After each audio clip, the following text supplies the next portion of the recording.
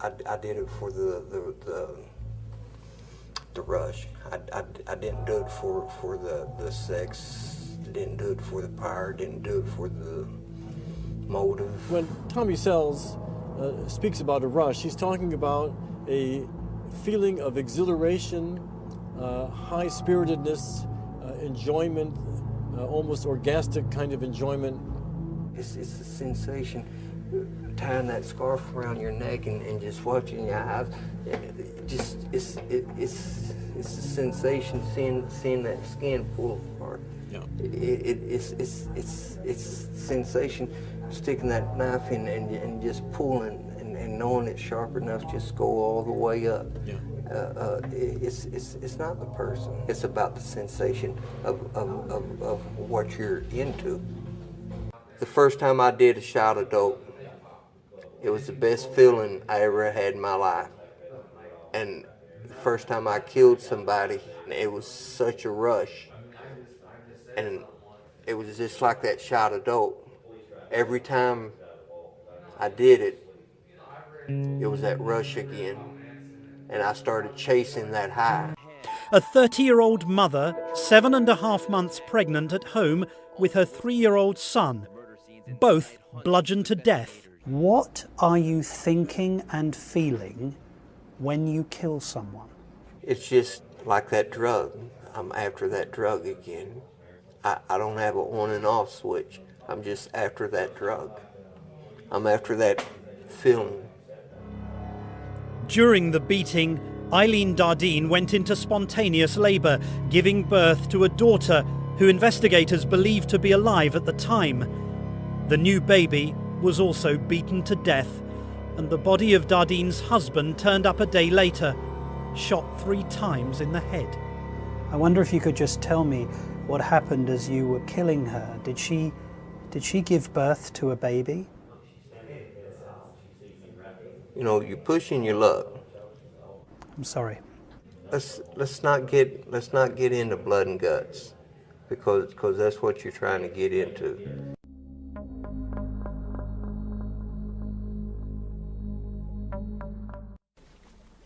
In the end, it was when I was, say, 2 or 3 bodies under the floorboards began to accumulate that come the summer, it got hot, and I knew it'd be a smell problem. Yes. But I thought, well, I'm going to have to deal with the smell problem.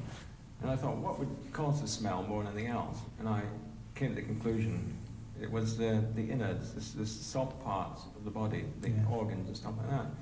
So on a weekend, I would sort of pull out the floorboards, and I found it totally unpleasant, and would get blinding drunk, so I could face it, and start dissection on the kitchen floor.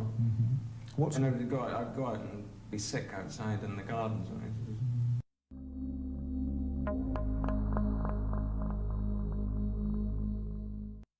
4 hours, 6 hours. And woke up, realized that, oh yeah, I did do it this time. And then had the problem of how do I get this large item out of the house? Rifkin used an X-Acto knife to cut her body into pieces. And I just decided to make the package smaller. It's easier to take it out in little pieces than to take it out in one big piece. So a little hobby knife and a little effort, made 6 pieces out of her. Once I had everything carved around, I just popped it with force. The hip socket and arm sockets just popped. Then, in late June 1993, Rifkin picked up his last victim, Tiffany Bresciani, while driving his mother's Toyota. He strangled her in the back seat and drove home. She's naked. I threw some car mats on her. I remember passing a tour bus, deciding it's not a good road. And I remember pulling off, drove to Kmart. Rifkin bought a blue tarp to wrap up Tiffany's body. Now it's around 9 o'clock in the morning. Drive home. Mom has some shopping errands to run. And it's her car. So Mom drives off with basically a very odd-shaped package in her trunk. And Mom never used the trunk that morning.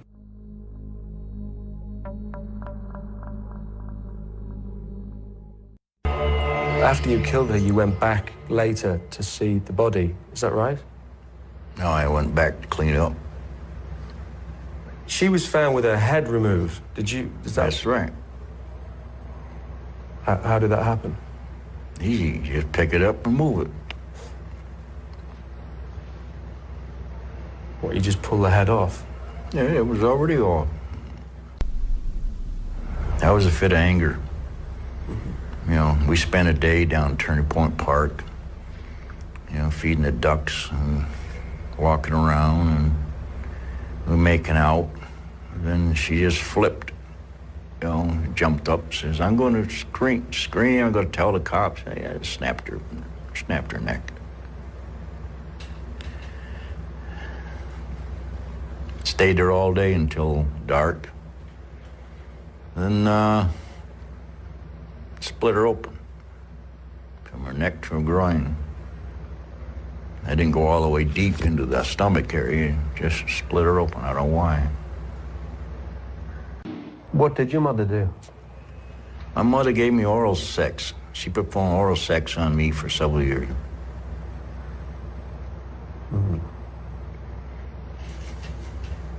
Then when I was 14 years old, I did intercourse, and I ran away. I put a note on my pillow in my bedroom. I'm going to Syracuse, and I turned around and went to Canada. I just didn't want to go home. Because you were being abused?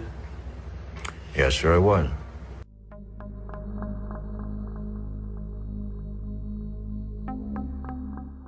All the victims, all of them, you know, and you're talking about a lot of them, a lot.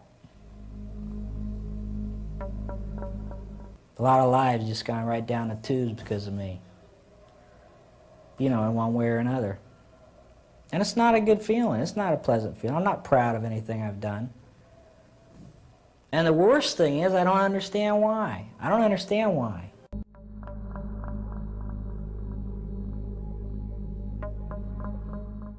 How much would somebody have to humiliate you before you'd become obsessed with killing them?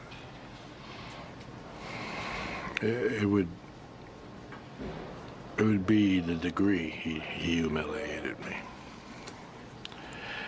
If it were not much, and it would be the time. It would be how my attitude was. If I was jumpy or edgy, it wouldn't take much. If I was passive, then he might get away with it. But no one really knew. You tended to shoot people up close and personal. Definitely. I wanted to tell them just before they left. I wanted to say goodbye. I wanted them looking straight at me. What did you want them to think as they died? Just see my pretty face. I take it to them. What the last thing they ever saw was me. And if they carry that glimpse to eternity, infinity, or whatever it is, they're gonna be thinking of me all that time. Most people, when they see horrible things, if they see somebody badly injured, certainly see something that awful, have a visceral reaction. They feel nauseated. They may want to vomit. It makes them very uncomfortable all over real fast. Did you get anything? No, it's a good thing I didn't have to vomit, because then I would have had real problems on that motorcycle. Dismembering bodies, did that turn your stomach? I don't think so. I remember having pizza one day while we were doing something like that. Pizza in one hand, chainsaw in the other? No. I didn't like chainsaws. That's another fable that they've come up with, that I use chainsaws. See, chainsaws are messy. Yep. All you get is all over me I have these little pieces of meat. Now that's a pain in the neck if I use chainsaws. Now would I want to ruin a good shirt with a chainsaw? That would be downright stupid. The smell sometimes was annoying, but I would put cologne on. I would generally put cologne across here, so I could smell the cologne a lot better than I could smell anything else. canoe or something like that was always nice. Now you're dating yourself with that. But it was still nice. What else would you use for the smell? So what I would take is the bottle of canoe and just throw it all over the walls and the floor and everything. And I'd have a $25 nice smell in the room. It was an expensive deodorant.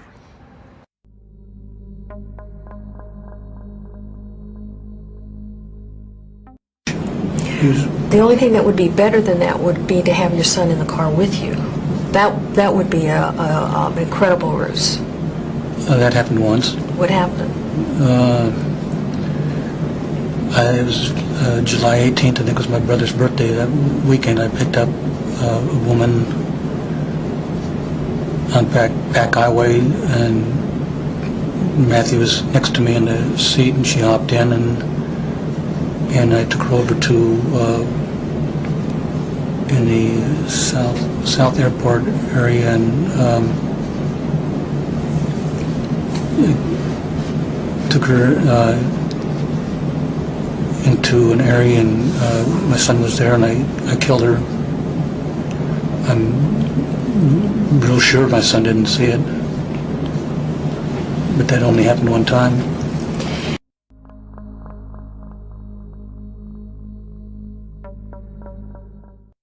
Was there something sexual in the dismemberment of the bodies for you? As time went on, yes, I did get there was a sexual part to that. I started saving the skeletons and preserving other parts, and one thing led to another. It took more and more deviant type behaviors to satisfy my urges, and so it just spiraled out of control. Why the cannibalism?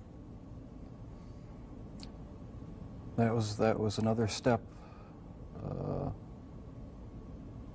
It made me feel like they were a permanent part of me. Besides the just mere curiosity of what it would be like, it made them feel that they were a part of me, and it gave me a sexual satisfaction to do that.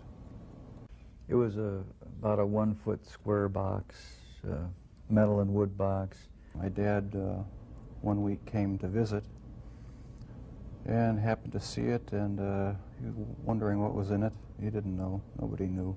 And I said, "Jeff, open it up. I just want to see what's in there." We got into a bit of an argument because I wouldn't open it up.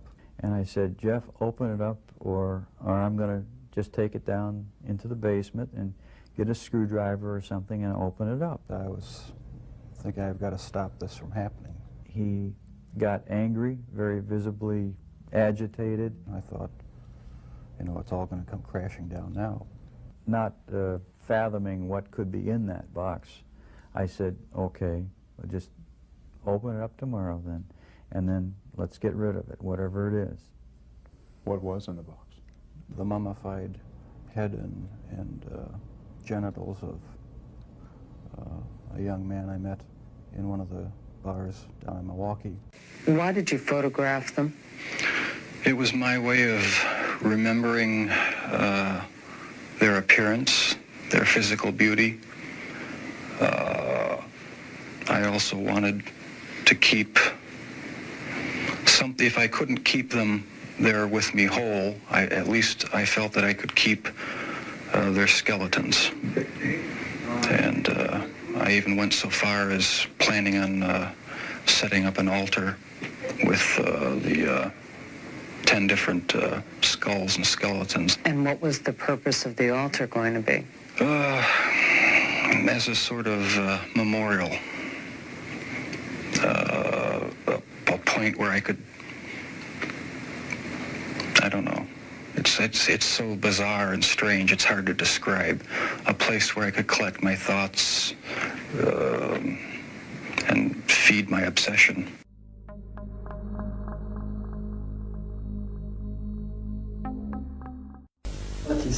What do you prefer in life, sex or fire? Well, I like both. I like both. Yeah. I guess I like both. Maybe it is. Maybe it is.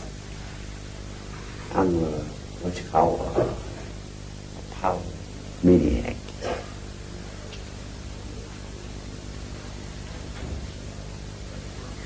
A power maniac can be most anything, but I'm what you call a power maniac.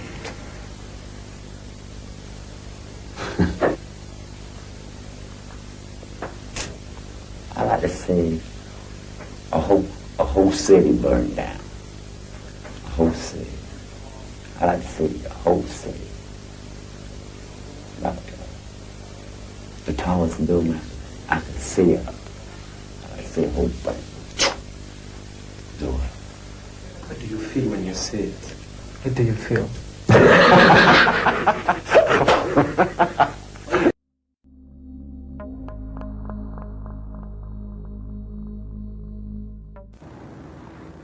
So how come they get in a car with somebody at that time? She judged me not to be that guy. I didn't look like it. It was getting easier to do. I was getting better at it. I was getting less detectable. I started flaunting that invisibility, severing a human head, 2 of them, at night in front of my mother's residence, with her at home, my neighbors at home upstairs, their picture window open, the curtains open, 11 o'clock at night, the lights are on. All they have to do is walk by, look out, and I've had it. Why did you keep the heads? Why did you cut them off, and why did you keep them? Something out of my childhood. I could put it on an incident. I mean, my father chopping the heads off of our 2 pet chickens and my mother insisting that I eat them for dinner. You know? And that's when I decided I'm going to murder my mother. I knew a week before she died I was going to kill her. And she went out to a party, she got soused, she came home, went to sleep. I was woken up by that, came out, I walked up to her bed, she's laying there reading a paperback. As many thousands of nights before. And she said, "Oh, I suppose you're going to want to sit up all night and talk now." Shit. I looked at her, I said, "No." I said, "Good night."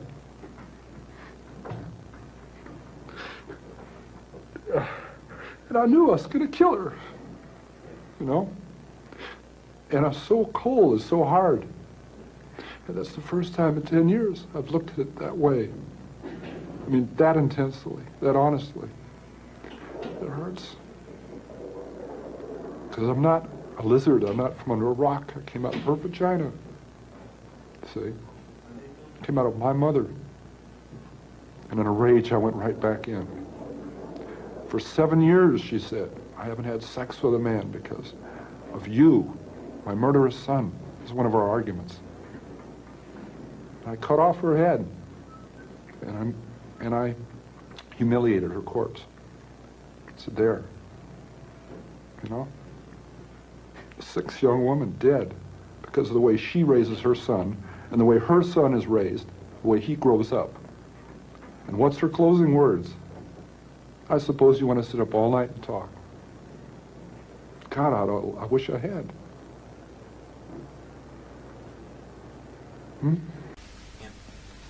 How were you feeling while you were killing? What? Well, you said especially the first 2, which were very messy. It was a shock that first time. That horrified me. I did everything stupid, everything wrong, if I were trying to get away with it. It was just really, really dumb. The knife I fell back on, that was a fallback position. I was trying to smother her.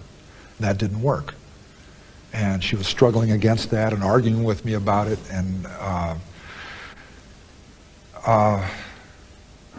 I got frustrated, and I reached in my pocket. I had that folding knife, and I pulled it out. And for a lot of years, and I made a point of saying back then with the investigators, when I pulled the knife out and locked it into place, it clicked. And she said, "What's that?" That's a quote. "What's that?" And she was kind of like a naggy kind of thing. "What's that?" And I couldn't figure out why she said that. Like, it's not that big an impact, a little clicking sound behind her. you know, amongst what's going on, and it hadn't been murderous up to that point. It had been an aggravation, and I had her tied up or handcuffed. And it took me years for it to dawn on me, trying to look at it from different points of view to understand these things. Why she said that. You know why she said that? Because I had brandished this gun, and I had cocked it once, and it clicked. So in her mind, very possibly, I had pulled the gun out and was going to shoot her. So she said, "What's that?" And thinking I've pulled the gun out now and I'm cocking it. Not realizing I'd pulled a knife out. I still had the gun in my pants. I stabbed her. She didn't fall dead. You're supposed to fall dead. You're supposed to go, oh, and fall dead. I've seen it in all the movies, right? Doesn't work that way. When you stab someone, they leak to death. They lose blood pressure, and you stab them more and more and more. You complicate it many times by where you're hitting, the pain you're causing, and the aggravation of the person involved, plus whether or not they leak a little faster. It wasn't working worth the damn. I stabbed her all over her back, and she even turned around. I stabbed her in the side and the stomach once. Why? As she turned around, I could have stabbed her through the heart. But her breasts were there. And it actually deflected me. I couldn't see stabbing a young woman in her breast. That's embarrassing. I didn't say that to them back then, I don't think. I may have. But that's humiliating to admit that I was that affected by her presence. I stabbed her in the belly. That had to hurt worse. I didn't do it to make it hurt. I was trying to shut her up. And she ended up getting her throat cut. And I learned the term ear to ear, what that meant, because that's the way it went. And she went out of it completely right then. She lost consciousness and died probably just moments after that. But I just backed up out of the car. My hands are covered in blood, and I'm saying, oh God, I did it, I don't believe it, I did it, shit, I've done it. Now I got to kill the other one.